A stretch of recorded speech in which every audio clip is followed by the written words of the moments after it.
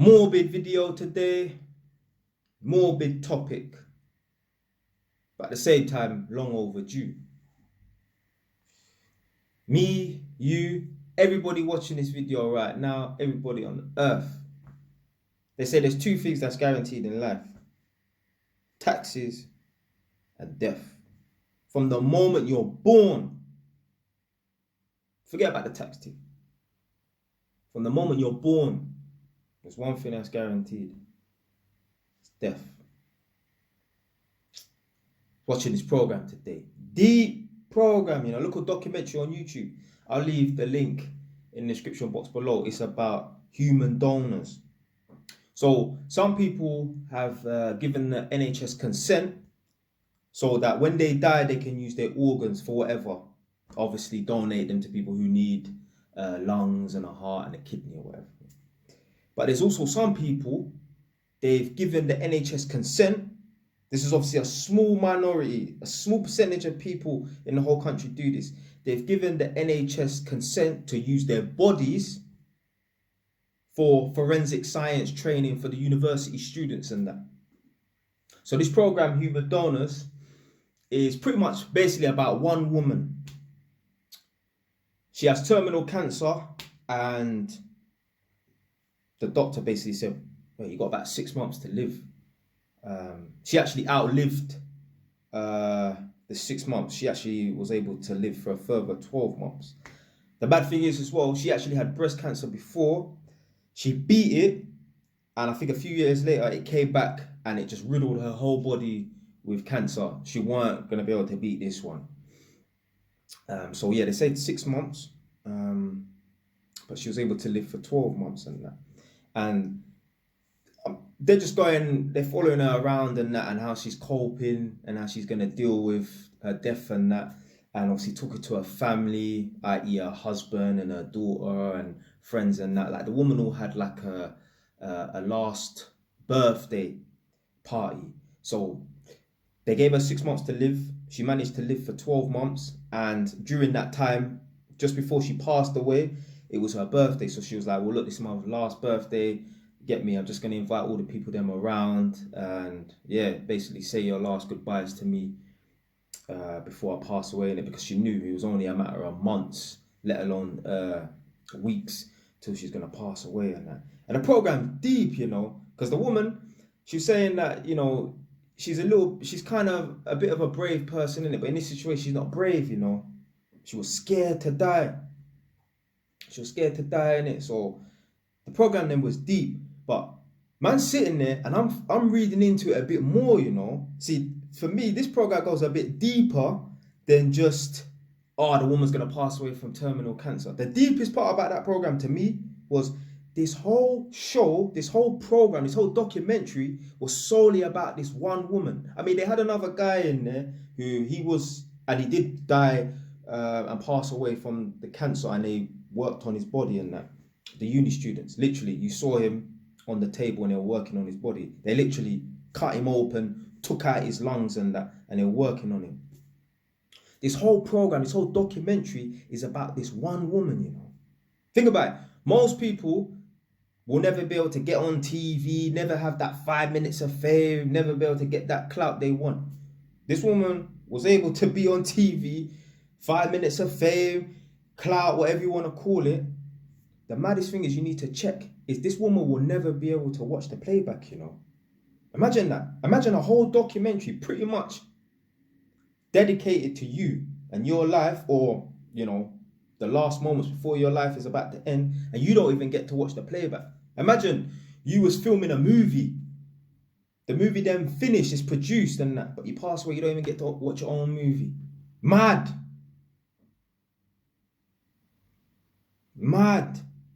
So yeah, so they filmed the documentary about this woman, and then at the end obviously she died, and then they were working on her and stuff like that. And I thought, it's mad, it's kind of mad. So anyway, when the documentary finished, a couple of weeks ago, I done a life insurance quote. Now I should have done a life insurance quote a very long time ago. Man's had this property 5 years, and from the day man got the property, I should have done a life insurance quote. Never bothered to do it.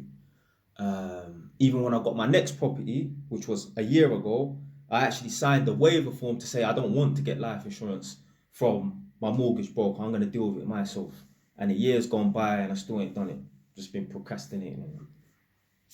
Man need to realise that, bro, just because man's healthy, that don't mean that man can't go tomorrow, you know. Literally. You don't know what's around the next corner. Most people don't expect death. Most deaths are unexpected in that. So man had to phone up the life insurance broker. And I was just talking to him about a few things in it. And I'm going to finalise it in the next couple of days and that. And basically what man's trying to say is everyone forget life insurance. Especially if you've got assets. Especially if you've worked hard for stuff. You don't want the government coming and collecting your things. They ain't going to use it. They're going to abuse it. Everyone forget life insurance. It's important. I'm not just getting life insurance for me, you know. So, I know someone who passed away. And this is why it's important to get life insurance. I know someone that passed away and their death was unexpected. And if you know anything about funerals, apparently it costs about 10 grand to have a decent send-off. You know what I'm saying? You don't want no council or government providing a funeral service. There's going to be some shit low budget tea. That don't mean we need to splash out and everyone drives and pulls up in white Rolls Royces and Bentleys and Lamborghinis, all this foolishness that us black people like to do. But what I'm saying is you want to give your loved ones, or you want to have a decent send-off for yourself, for your loved ones and that. So then you're going to need at least 10 grand for a funeral. I know someone who passed away unexpectedly and the family was broke. They had no money. They had to take out a mad loan to fund this funeral. They had to run around and ask people for money and that. That's long. I'm getting life insurance, not just for me and my properties and that, and make sure they get paid off and it goes to my next of kins or whoever. I'm getting life insurance so that I'm not a burden to my family. Because imagine, God forbid, man had an accident or whatever in it, tomorrow in a week or a couple years and that. I'm going to be a burden to my mum. Imagine my mum not have 10 grand to just pull out, 15 grand to pull out. So one, she's going to be dealing with the death of her son. For two, she's going to be out of pocket. No, that's not fair. That's selfish. That's selfish. Get life insurance. It's not just for you. You don't want to be a burden to your family when you're not here. It's bad enough that you're gone and they're grieving and that. Then they're going to be in financial trouble. Imagine having to run around and that. Oh, setting up GoFundMe, texting, calling people that you're not really that close with, but you need the money, so you have to set your pride aside and that. Fuck that. That's nonsense. That's nonsense, man. Get life insurance. And you know what? A man actually practice what I preach. In some respects, anyway, at least. My mum's got life insurance, you know. I made my mum get life insurance. I can't remember what happened. I think it was when this person that I know passed away. I think so, which prompted me to make my mum get life insurance. Yeah. Me, I love my mum. Man loves my mum. My mum's like man's best friend at the moment, really. But you know what, man has accepted, and I'm prepared that my mum's gonna pass away one day, unfortunately. Yeah, hopefully it's gonna be, in a long time in it, yeah, but you don't know what's around the corner. Man loves my mum in it, but at the end of the day, one's gonna pass away in it. So, and I think it was because someone I know passed away or whatever, and it made me think, you know what, if my mum was to pass away, I might not have 10, 15 grand to just pull out like that. So I need some kind of contingency fund. I need a backup plan. So I said to my mum, I want you to do it today or tomorrow or within the next couple of days. I want you to take out a life insurance policy. If, obviously my mum took out the life insurance policy in her name, obviously it's coming out of her pocket. And I said to my mum, you know what, yeah? You pay for this life insurance policy out of your pocket. But if at any moment in time, you struggle to pay that life insurance policy, or you think, forget it, I don't need it, or whatever it is, yeah? Let me know, I'll cover it for you. Do you know why? See, I'm a man Man, think outside the box. Man, prepare for the future. Man, prepare for hard times. I'm a fucking man. This is what you do when you're a man. I'm the oldest child in my family, yeah? So if my mum passes away, hopefully she passes away before I pass away. I don't want my mum to have to bury me. I'd rather bury my mum, unfortunately. So hopefully my mum passes away before me. I'm the oldest child. I'm not running to my little brother or my little sister. Oh, yeah, let's get money together, put my mum. No. Man, don't do that. Man, handle my things on my own, innit? Yeah, let alone having to run around and, go fund me, set up all this nonsense and that, running around begging family members and that for money. Forget all that bullshit. Man, not rely on no one but myself. So I said to my mum, do you know what? If you fail to pay, for whatever reason, I don't care what it is, if you can't be bothered, yeah, to pay the life insurance, or you can't afford it, whatever in it, yeah, let me know, I'll pay for it out of my own money. I don't care, £50 a month, I don't business. You know why? I'm the oldest child. It's going to be down to me to pay that life insurance.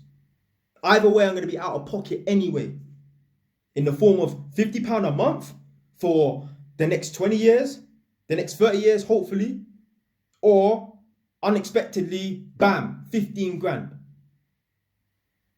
That's how you think when you're a man. You don't think about, oh yeah, well boy, when this happens, then I'm just gonna, all of us come together and muck together. Nah. I'm the oldest child in my family. My little brother, he's a big boy now, he's like 23 or something. But I'm the oldest child. I was my mum's oldest child. So you know what? It's down to me. Man, don't rely on no one else. I'm a self-sufficient man.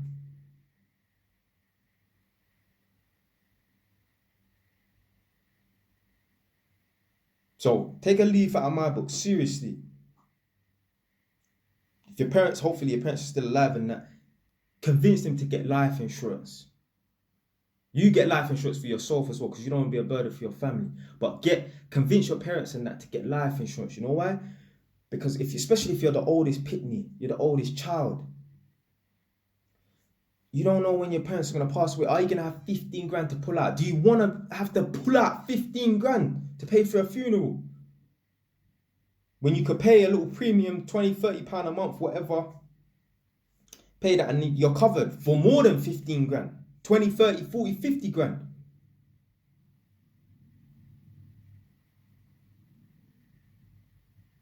Death is inevitable, so you might as well prepare for it. But sometimes certain nation of people, I mean, it is what it is, isn't it? Yeah, that's just the way their country runs, and they have to prepare for it in a next level morbid way, innit? So like, my girl's half Polish, innit? So she said to me, in Poland, the plots of land, you know, like where they dig you up and they put you in the ground 6 foot under, it's really expensive. So what is best to do, and this is mad, what is best to do is 30, 40 years before you're expected to die, because let's just say most people die at age 70, 75 or something like that, innit? Yeah. When you're in your 30s or your 20s and that, you go to the government, whoever runs the grounds or whatever, and you pay for your plot. I ain't doing that. Fuck that.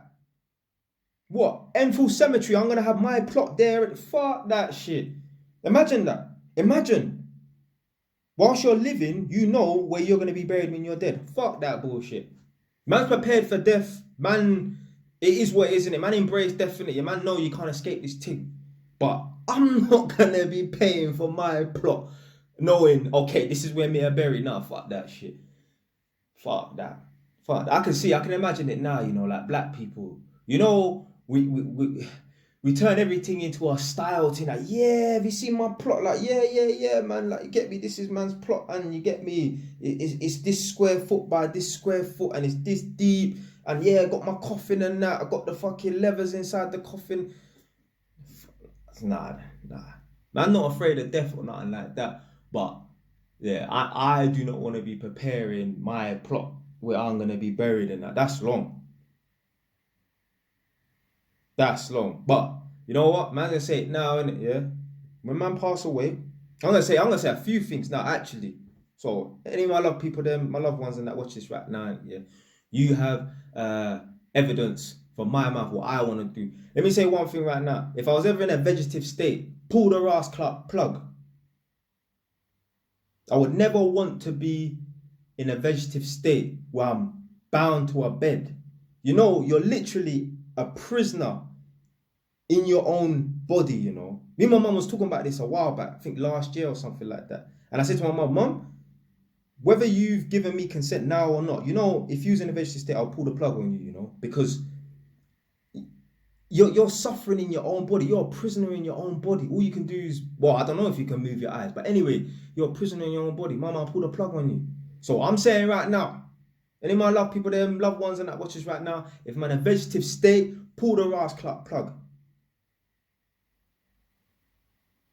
And secondly, I want to be buried. I don't want to be cremated. I want to be buried. Yeah, so that's my two things there. If I'm in a vegetative state, pull the plug on me. And when I pass away, I want to be buried. I don't want to be cremated. Yeah, man. See, man, everyone get life insurance, innit? Like I said, I'm not afraid of death. I don't want to die anytime soon, obviously. I don't want to get murdered though. I don't want to get murdered. Like, it's not because it's a horrible way to go on it. Yeah. I got too much pride and I don't want no one to say they got J on the end of their blade. Fuck that. Or they bland me in my head. Fuck that shit. Man got too much pride for that. But yeah, I ain't afraid of death. Man ride a fucking motorbike in it, so yeah, I ain't afraid of death, man. In my life, I can only say there's only been 2 deaths that have kind of touched me. Like, my girl says, I have no empathy or whatever in it. Yeah, so basically, man has no soul or whatever in it. I'm just a cold individual in it. Yeah, whether that's true or not. But like, when people come to me and they tell me that someone's passed away, I don't feel nothing. Like, some people generally, naturally feel sad when they hear that someone's passed away. Like, someone that you know may have someone that they know that you don't know who's passed away. So they say, oh, my auntie passed away. You've never met this person. There's some people, they'll feel sad when someone tells them that their auntie passed away. Me, I wouldn't feel nothing. I don't know if that's cold-heartedness or whatever, innit? Unless I know the person, I had a connection with them, then I'll feel something. Like, even me, like my dad, I don't know the man. I said to my mum the other day, 2 weeks ago, if someone came to me and said my dad passed away, I don't know the man. I wouldn't feel nothing, you know. It would be more like information, you know, like, okay, my maker's gone. It would feel weird, but I wouldn't feel sad. How can I feel sad? How can I care about someone that I don't know? Man don't even know what the man sounds like. I know what he looks like. You're basically looking at a fucking carbon copy. Man look just like my dad. But I don't know the man. So if I heard that he passed away, I ain't seen him since I was 7. Man's fucking 29 now. That's 22 years. Man don't even know what the man, how he sounds, how he walks. I don't know nothing about him. Don't know what his personality's like. I mean, I've heard stories about him. He's a bit of a maniac, a bit like me, but that's probably where I get it from. But man don't know the man. Man don't know the man at all. But yeah, I've had 2 deaths in my life that year was quite sad in non-chronological order. Well, actually, no, this one actually did come first still. Opposite like my house, my stepdad's close friend used to live. And yeah, man, R.I.P. David, man. Big man, he would have been like 50 right now, innit? Sorry, man, I feel like I'm gonna sneeze. Yeah, it was a stepdad's good friend, used to always come over every few days and that. Just a nice guy, and yeah, he was a caretaker, he was a cool guy, innit? And yeah, he was drink driving one day. This was years ago. Man's like, I think I was about 14 years old. And yeah, he must have been drink driving. And yeah, he crashed his car in White Hart Lane. And yeah, broke his back. I think it was on New Year's Eve or something, like, and it was around Christmas or something like that. And it was sad, man. It was sad. I remember when we found out that he passed away, basically we saw police go into his flat and we noticed that, so imagine, we noticed for a couple of days like his car weren't there. But we just thought, whatever, innit? Yeah. Although this man was consistently at home, innit? didn't really stay away for more than 2-3 days or whatever, innit? But we noticed like 3, 4, 5 days went past and my man's car weren't there, innit? We saw police going up to the flat. So anyway, my stepdad's gone outside, spoke to them, whatever, innit? And he's gone to the hospital and that. And yeah, stepdad's come back a couple of hours later. And I remember I was upstairs, but I had my bedroom door open. And I heard him bust the front door. My mum's gone to him and said, oh, what's happening? And he said he died. And my mum, yeah, she broke down in tears and that. Yeah, my stepdad was all teary-eyed and that. And I remember the worst thing about that was, so my bedroom window is at the front of my house. And my mum had to go and break the news to one of the women that he was kind of seeing. It's basically like his girlfriend on my estate. She lived on the other side of my estate. And my mum said, well, boy, I need to go and tell so-and-so. And I could see on the opposite side of my estate, this woman had pulled up with her friend and her family. And they were all laughing and joking. And I could see my mum going over to them, marching over to them. And I thought to myself, do you know what? In 1 minute, the tone is going to change over there, innit? Yeah? The atmosphere is going to change completely, innit? And my mum went over there. Now, I can't hear what my mum's saying to them, but I just hear crying, shouting and wailing. I was just thinking, oh my days.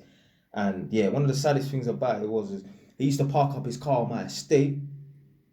He used to have like a blue Vauxhall Astra, like a 2002, a blue Vauxhall estate Astra. Because he used to do like a little private work for people, like mow people's lawns and cut people's grass and all them things. They're kind of like handyman work and that. And I used to always, it was hard to take in that someone that you know has passed away and died and that, and they're not going to be around. So where he used to park his car, I could see it from my bedroom window. As I said, my bedroom window is at the front of my mum's yard.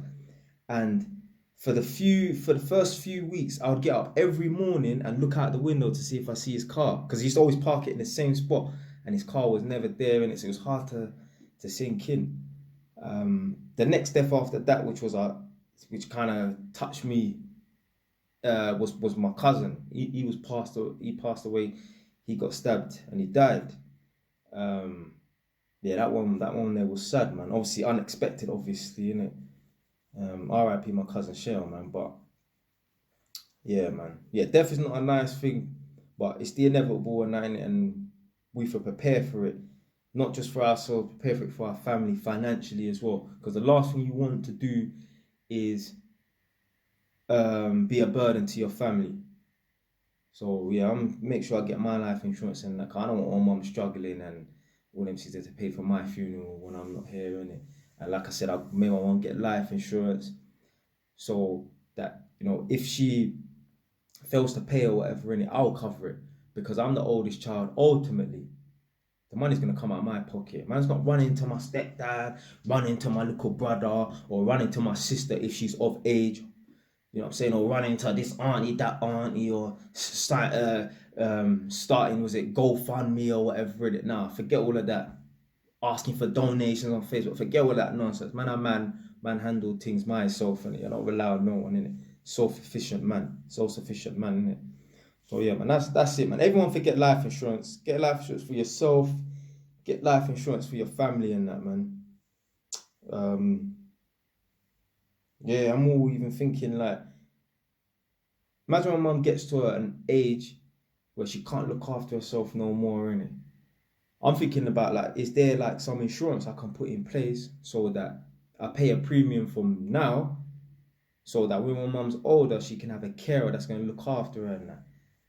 Instead of, because to pay for a carer is expensive, you know, like a bag $5 a week, you know. My mum works at one place, they have carers there. The residents, who are the people that live there who need the care because they can't look after themselves because they've got dementia, they pay $1,500 a month. Not them, maybe their kids, or maybe it comes out of some fund that they got. It's expensive, plus. So I'm thinking to myself, like, yeah, man, need to put something in place so that when my mum's elderly, that, you know, she can have someone to care. Because £1,500 out of your pocket a week, £1,500 pound out of your pocket a week is a lot of money, you know. That's a £6,000, blood. But I keep looking at this timer and that, and I got like 1 minute left. I didn't really expect this video to go on for almost 26 minutes and that, innit? But yeah. Last week before the timer runs out, and I was talking to the mortgage, not the mortgage broker, the life insurance broker on the phone, innit? Yeah. And I say, yeah, man's not even looking to have this life insurance to them age 90. I don't want to live to them ages there. Bro, man spoke about this on YouTube videos and like live streams and that. I've got like 30 seconds left. Man spoke about this on YouTube videos, live streams and that. Bro, you don't want to live to your age 90 and 100 years old. No, you don't. Man work in these tenants' houses, these old people's yards, you know. And before they step out their yard, the man are popping 20 pills just to get through the day. Long. That's long, blood. I want to be able to run for a bus and that. That's long, blood. Anyway, man's running out of time, man. You know what? I'm going to cut the video. I'm just going to speak about something in a minute as well, innit? I'm back. I really didn't expect this video to go on that long, you know. When I started it, I can see how much time I got left before the video cuts out. And it was like 26 minutes. I'm thinking, yeah, man, I'll be done in 20. And next thing you know, before man blink, I'm on like the 25th minute and that, innit? But what I wanted to say as well, brings me back to one video I made, appreciate what you have, innit? Yeah. This is what man say. Man for make the most of their life, innit? Yeah. Like live life to the fullest, but that does not mean, let's not get this thing twisted, that does not mean run up credit card bills, go on all these stupid holidays and that, lease these cars that you can't afford and that. No, take risks, legal risks, do the things that people that are dead or about to die can't do. You know how much people right now, reminds me of that video that I made, like I said, appreciate what you have. There's youths in Great Ormond Street Hospital with a hole in their heart, hole in their brain. They're born like that. They ain't gonna ever be able to do the things that we can. You gotta do it for them. You gotta live your life to the fullest for them, or live it at least. If you don't want to do it for people that you don't know, live your life to the fullest for people that you do know that's passed away. You would love to be in your position. Imagine what it would be like. Forget about even dying now. Imagine what it would be like. You know, you hear about these girls that get kidnapped and they're in a man's basement for 9 years, you know. Imagine what that would be like. Imagine being kidnapped and put in someone's basement for 9 years, you know. Mad. And you're walking around free and that. And you think you got problems. See, people really think they got problems because they're single and that. Jesus Christ, man. Like, there's so much to life than flipping finding a boyfriend or finding a girlfriend and that. If only you live life to the fullest and you've taken risks, legal risks, doing the things that the people them that are dead or dying can't do, you probably would find someone, but you're too busy worrying about see, this is the thing. This is why people don't ever find anyone and actually be happy and that. They feel like their happiness will come from someone else. No, you gotta be happy and content within your Ras class self. It is not attractive to want to need someone to be happy. No one wants to be your source of happiness. That's foolishness. Especially, maybe, you know what, maybe girls, and you know, I'm not even saying girls as well, because girls need to adopt this mindset as well. But especially man them, you can't try and want to find a woman and make that your source of happiness. Don't get it twisted. Man, put my hands up. Man used to feel like that as well. Like, yeah, like, and do you know what? You don't even necessarily have to think and say this to yourself for it to be that. You don't have to think and say to yourself, yeah, I just need to find a girl and then I'll be happy. When you think to yourself, when you think this, yeah, I'm just going to get successful on that and then find that one girl and that means slightly your happiness depends on, or you feel like once you get to the finishing line that there's going to be, if there's a woman there, you feel like you're building your life up for that one girl. Nah, man, you can't think like that. You can't think like that. There is no the one. Anyway, man's slightly going off topic and that. But yeah, we have to live our lives for the people there that are not around no more. Like I said, when man go running and that, sometimes I don't want to go running. Sometimes I don't want to go running. But you know what? Man, I have to think about, there's people who are disabled for whatever reason. Man got into an accident. Man was born like that. Man got some disease. A man that is disabled in a wheelchair would love to have my able body and be able to go running and that. But he can't because of whatever has happened to him. You got to do it for them. That much man that's actually in jail, locked up, and who's innocent. Obviously, most people in jail are guilty, but there are some people who are innocent who are in jail. You gotta do it for them. Imagine being locked up, like I said about the girls. Imagine being locked up against your own will. Can't be lazy, man. Then poor youths there in the Great Ormond Street Hospital that have died today, have died yesterday, will die tomorrow, all because they were born with health and medical issues and that. But yeah, man, I've said what I need to say on this video, and it. So what's it now? 4 minutes plus 26. Alright, so boom, at about the 30-minute mark and that. Yeah, man, everyone forget life insurance. Get life insurance for yourself so that, you know, especially you got kids as well. I ain't got no use, but especially you got kids as well, man. You need to leave something behind for them. Property, at least leave some money behind, man. You know what I'm saying? So yeah, and if you can get life insurance for your parents and that, because if you're a responsible adult, especially if you're the oldest child, you're gonna have to fund your parents' them's funeral. Man ain't running to no one. I'm not running to nobody. I'm taking care of my mum's thing financially. Stay wise, don't know.